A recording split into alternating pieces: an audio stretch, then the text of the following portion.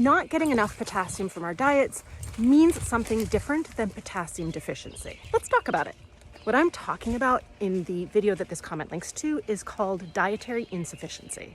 I try to use more accessible language, so I typically say dietary shortfall, or simply don't get enough from our diets. And with potassium, 97.8% of Americans hardly ever reach the recommended dietary intake, which is what the study I'm quoting measured. I'll put the DOI number of that study in the video caption if you want to read it. And the reason why we care about dietary insufficiency of essential nutrients is that they increase risk for health problems. Different nutrients increase risk for different health problems. For potassium, the three biggest concerns are increased risk of chronic kidney disease, cardiovascular disease, and osteoporosis. Deficiency refers to a disease of malnutrition. So for example, scurvy is a disease of malnutrition due to not enough vitamin C from the diet. Now you only need about 10 milligrams of vitamin C per day to avoid scurvy, but the recommended daily allowance is much higher than that. 90 milligrams for males and 75 milligrams for females, aged 19 to 50. And there's lots of situations where we need more than that.